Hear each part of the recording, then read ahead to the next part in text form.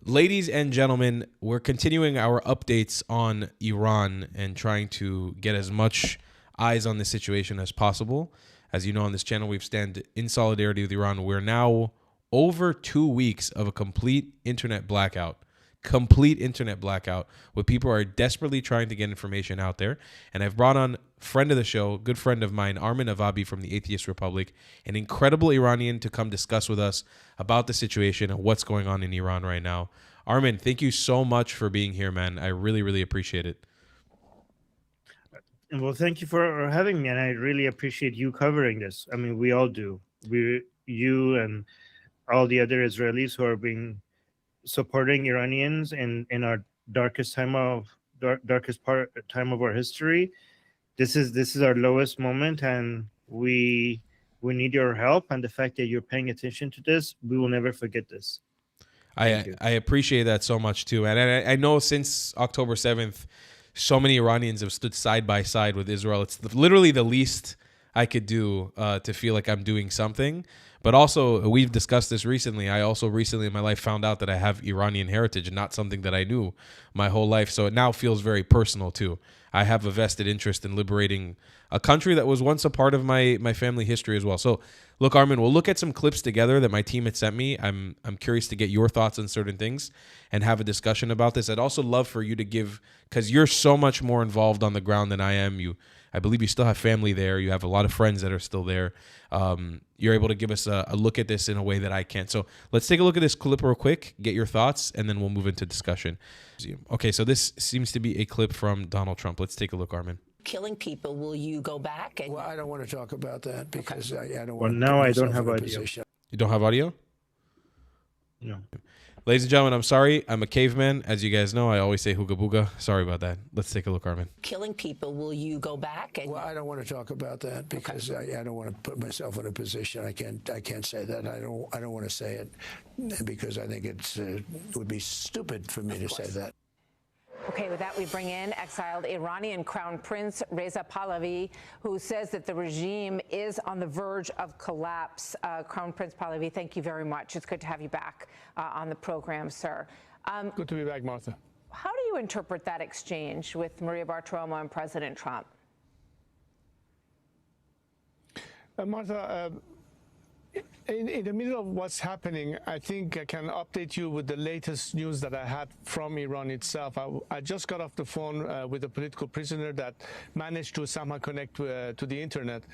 And here's what the situation on the ground is. It's an ongoing war between the people and this regime. The regime has massacred them, and it is in total darkness that it is carrying out even more brutality by shooting people in hospitals under the direct order of Khamenei, not to let anyone who was even wounded alive. That's the extent of their brutality, and the numbers you quoted is correct. We anticipate at least 20,000 people dead, if not more, across the land. Crazy.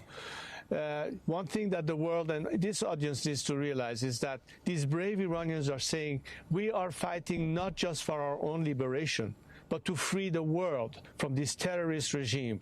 Their commitment is to fight to the very end, and this is the momentum that we have right now. And what could change the odds in their favor is the much-needed neutralization of the regime's instruments of repression, which can only occur based on what the president stated a few days ago, that it will be consequential for the regime using the brutality against the people.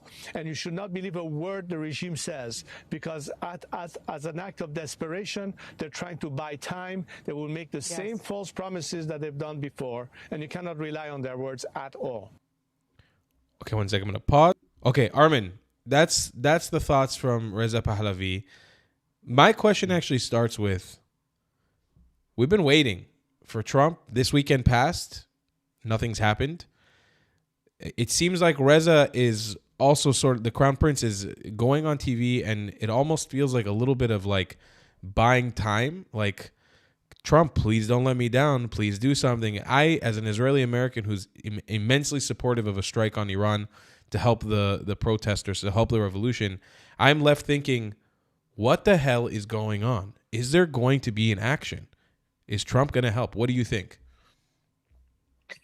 So I mean, nothing is for certain. Everything we're seeing suggests that something is about to happen. We don't know exactly what, but something seems to be happening given the amount of military buildup around Iran.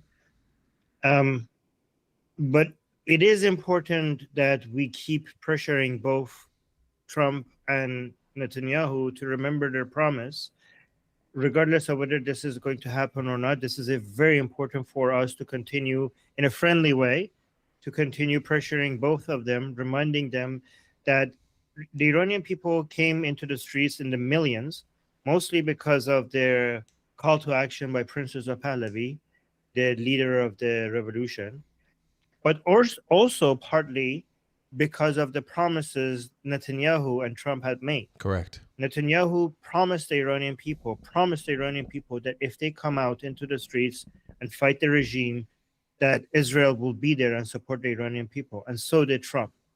So the Iranian people are expecting that they actually deliver on that promise.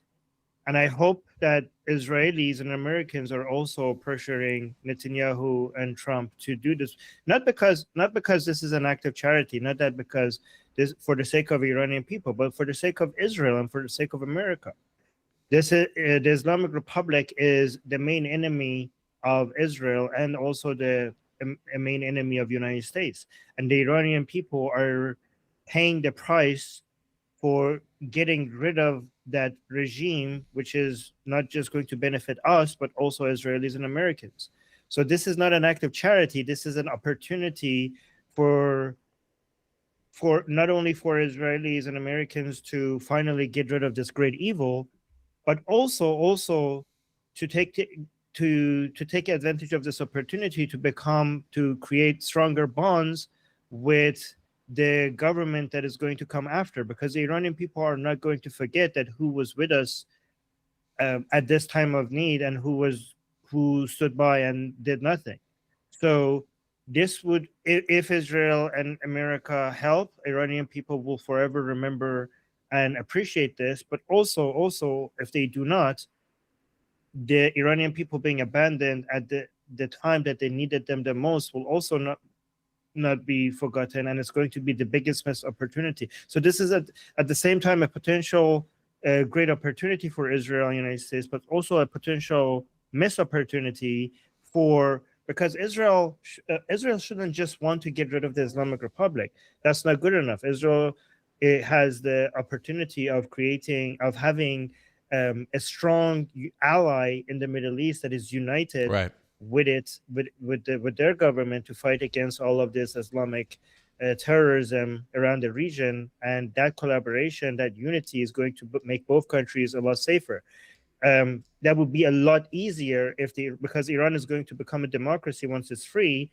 That would be a lot easier if more and more Iranians remember that it was the Israelis and Americans who helped them when they needed them the most. So that bond is going to be a lot stronger, and it's going to benefit Israel a lot more because of that positive view that Iranians have. That's in a democracy that will translate into a state. In Iran, the Iranian nation that is pro-Israeli in a democracy is going to translate into an Iranian state that is pro-Israel. So it's very important that Israelis realize that this is a huge opportunity for them. let me ask you an impossible question, and it really is an impossible question, but is there like a cutoff where we say, okay, I've seen numbers floated as high as 40,000 killed. I believe the truth is maybe somewhere in between, but it's just seeing the brutality of the Islamic. I believe it could be as very high. Just seeing how they've been executing people, I think it could be massive. Is there a point where we say, okay, we waited, and there was people projecting at the beginning it should take a month for these protests to be happening before America or Israel does anything? When do we say this was a betrayal? And I'm not saying it in an aggressive way, but when do we say like it's been too long? I mean, it's already been too long, unless the reason for the delay is that they had to prepare for something significant. I see. Yeah, right. But other than that, this is the greatest act of massacre in the Islamic Republic history, which is a lot to That's saying a lot, given what the Islamic Republic has done. What's happening is something that even us Iranians didn't expect. That us Iranians who would go around and tell you what a great evil the Islamic Republic is, this is not normal even for us. Right. Like a lot of people think like, oh, well, this is normal for the Islamic Republic. No. This is on a completely different level.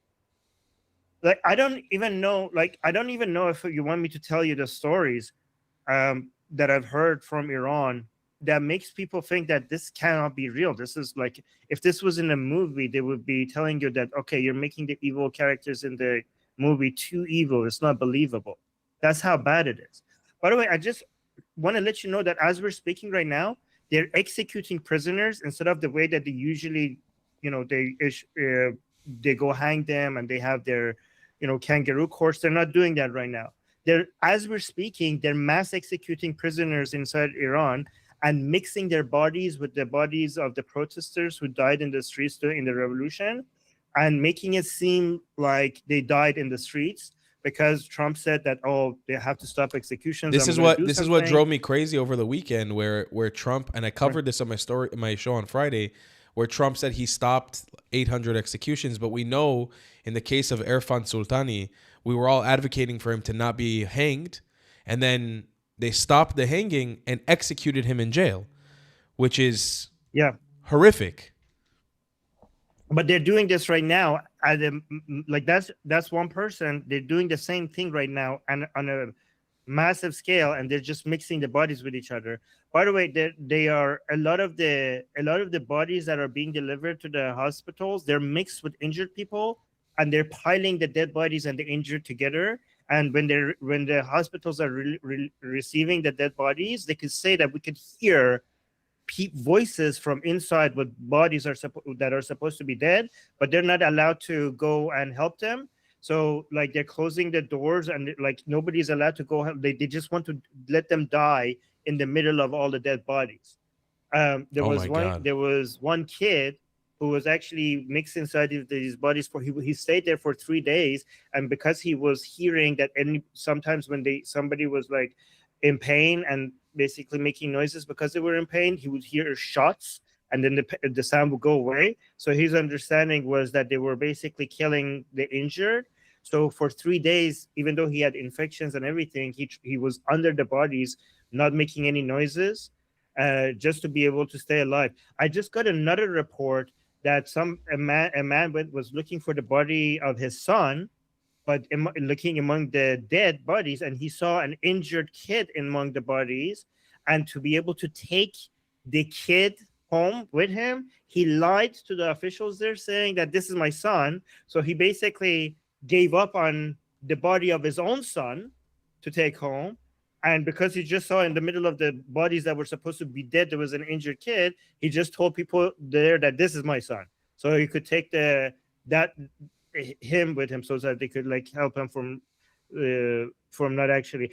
A lot of, by the way, I think you already know this, that when you want to take the bodies away, they look in the bodies and see if they have any bullets in them, and they charge you for the bullets. Right, I heard this. Right? They make you buy back the body by paying for the bullets.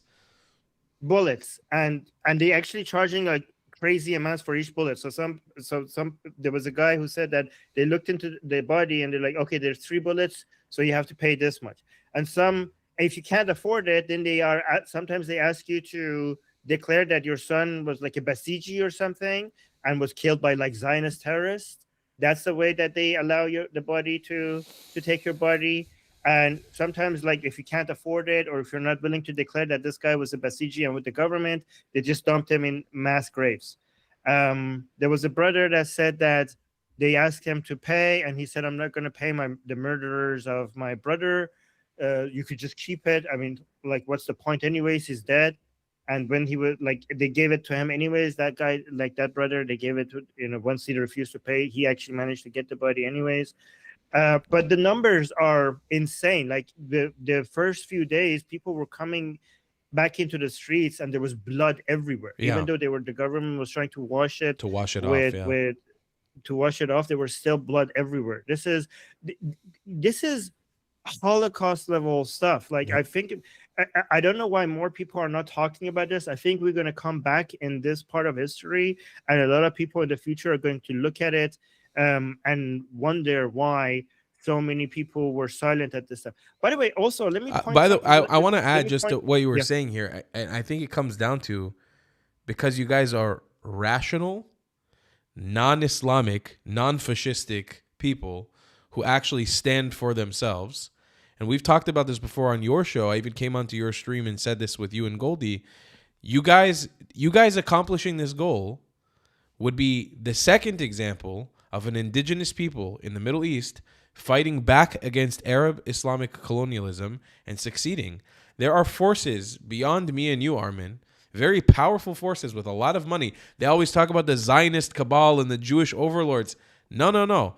The Islamic Arab overlords that hang over all of us in this region have oppressed us for the last 1,000 years. When you guys succeed in this revolution, and God willing you will, you'll be the second example of an indigenous group to come and take back their land and say, no, we are what we are. We are not your slaves. We don't live under you anymore. And they're trying desperately to fight against that. I want to look at this next clip, and I want to continue to get your thoughts, if that's okay.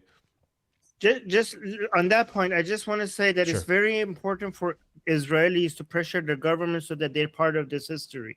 Okay, because one way or another, we're going to win this revolution. With or without help, we're going to win this revolution. But we need the help to reduce the cost. And Israel, given the Israeli people, they have went through this already. So they know our pain, and they know the betrayal of other people when they didn't come to help them in their darkest chapter of their history during World War II. So please participate in our revolution, and you will not regret it. I need every Israeli and also American that is watching your show to do everything in their power to pressure their representatives in government to not only support us in removing the Islamic Republic, but also officially recognize Prince Reza Pahlavi, the leader of the revolution, where Iranian people are dying they're giving up their lives just to be able to shout out his name in the streets of Iran. So if you want to support the Iranian people, the least they could do, the least your officials could do, is to recognize the leader of the revolution. I agree. And I think one of the issues here in Israel, and it's unfortunate, just like Israel is like every other country. We have a population who are just normal people who don't really care about politics and war. When they hear that Iran is bombing us, they make a connection to the Iranian people. There's not a lot of people who have the connection between the separation of the IRGC and Iran. It's actually a minority of people in Israel that actually understand that. And that's one of the messages. I'm actually, right after this, I'm going to make a video in Hebrew speaking to my Israeli audience to try to make an understanding that there's a differentiation between the IRGC and the Iranian people, and that we should all be standing up for them. But that's just one explanation as to why we're not seeing, in my opinion, more action from the Israeli populace. They genuinely don't understand. They don't even know. Let's take a look at this quick clip, Arwin. Okay, so these are updates from the weekend. We have Supreme Leader, the Supreme Shitty Leader. He retreats underground, warned of likely U.S. strikes. We also saw that 45 C-17 military transport flights have moved in the Middle East alongside a ship that has gone off radar in preparation, we assume, for a U.S. assault. Also, the UAE and Jordan are anticipated to assist in intercepting missiles and drones fired by Iran towards Israel after an American attack. And then we saw this clip of the IRGC Corps doing this. دور همی هر ساله فرماندهان پیشکسوت و فعلی سپاه. این بار اما کمی متفاوت تر. جایی که خالیه تو جلسه امروز. شهدایی که تصاویر ارزشمندشون گاهی میاد روی این صفحه، جای همشون خالیه. آقای حاجی‌زاده، زیده‌ها رشیدخالیه، شادمانی عزیز، شهید سلامی، خیلی جاشون خالیه. البته خالی نیستا، چون شهادت باخت نیست. So in essence, to summarize it, we've seen a lot of posturing from the U.S., the West, and Arab allies in preparation for a strike. And then the response we see from the IRGC officials is a threat on Donald Trump's life, a threat on America. Armin, your thoughts. What is about to go down here?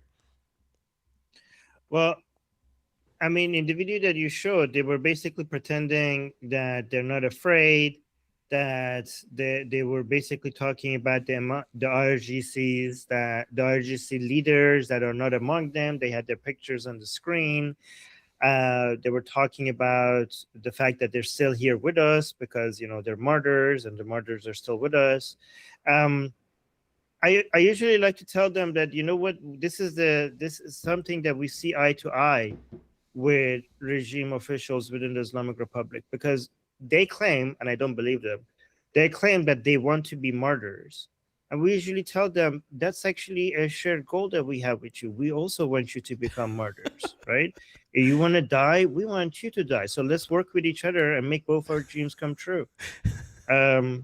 But I think I don't think that they are being honest, though. I think they are. Can I swear? Yes, please. I implore you to. Okay. I think they're shitting themselves. I think they are really afraid. And the reason why we know they're really afraid is because of what they have done, right? The way that they are, the violence that they are inflicting upon the Iranian people, you only do that when you're very, very afraid of what will happen to you once the Iranian people get their hands on you. And, you know, we are going to become a civilized nation where we are not going to do, we're not going to have bloodshed and just revenge and mass executions. However, all of that is for after we actually have a transitional government. I cannot guarantee what's going to happen during the revolution itself. So some of these people, I do hope that before we actually become civilized and have a transitional government, some of the Iranian people manage to get their hands on them before we get to that phase. Because the Iranian people are so very angry. Yeah. Let me tell you something, Tal, that a lot of your audience might not understand. It's important for people to understand, because a lot of people think that the amount of brutality that the Islamic Republic has inflicted on Iranian people might be able to convince them to just stop their revolution, and the Iranian people are now scared and they might reconsider coming back the next time. I want everybody to know that everything we're hearing from the messages from inside Iran right now, their revolution is in a tactical retreat mode. But every single message that we're hearing is that everybody is waiting for the next time they could go back into the streets, because they are so angry and everybody is so filled with hate for the regime. What the regime had done is it had turned the people who were not for the toppling of the regime in favor of toppling for the regime. And as we say it in Persian, they want to chew out these people's necks. That's a Persian saying. And they cannot wait. And so many Iranians do not care what happens to them anymore, as long as they're given a chance to be able to do what they want to do to these people that you just showed their videos of. And the amount of anger means that there is no going back. There's no going back the anymore. The Islamic Republic fell the second that the regime decided to just start shooting right into the crowds. That was their final second.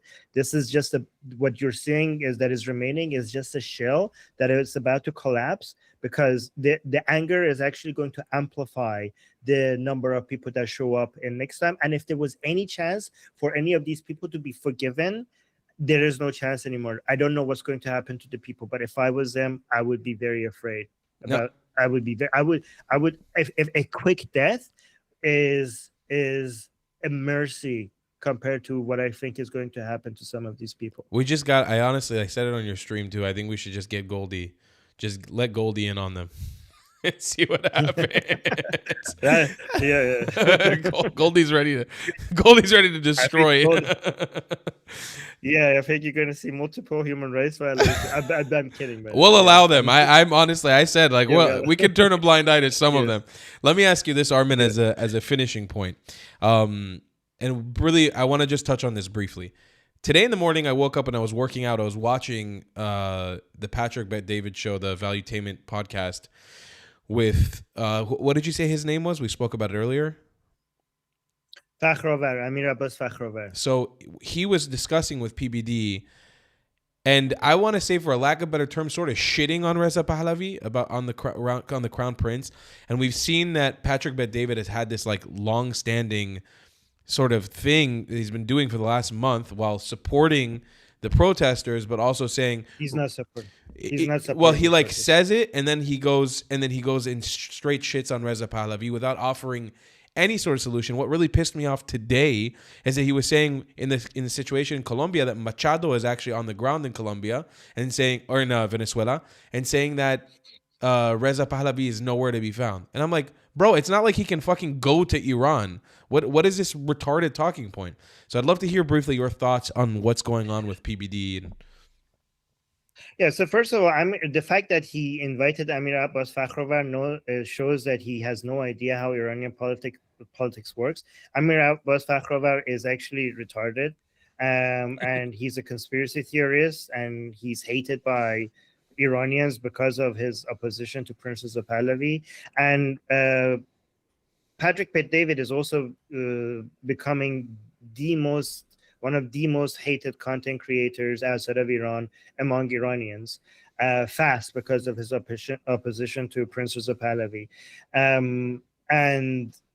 By the way, I just want to make sure that everybody has to realize, if you are anti-Princess of Pahlavi, you're anti-Iran and you're anti the Iranian people, and you have just made an enemy out of yourself. And the Iranian people will never forgive you, because the best way right now to support the Iranian people is to support Princess of Pahlavi. That's the name they're shouting when they go out, when they go into the streets and offer their lives for the freedom of Iran. They're shouting his name. So if you are against Princess of Pahlavi, you're betraying the lives given for the ability to tell the world that this is what we want. Everybody needs to understand that we are not just fighting for the end of the Islamic Republic, we are also fighting for something. And what we're fighting for is the return of Pahlavi to Iran. With regards to Princess of Pahlavi not being in Iran, obviously this guy has room temperature IQ. Yeah. Princess of Pahlavi being in Iran doesn't make any sense. He would have been captured and executed, or worse, maybe tortured immediately if he was there. And you can see that they have no limits when it comes to do whatever they wanted with regards to what they do to survive. So that is a retarded point. And Princess of Pahlavi has actually managed to achieve so much. He has created the most organized opposition group. He's the only name that people call. He has all the right values that the Iranian people support. He's pro-West. He's pro-Israeli.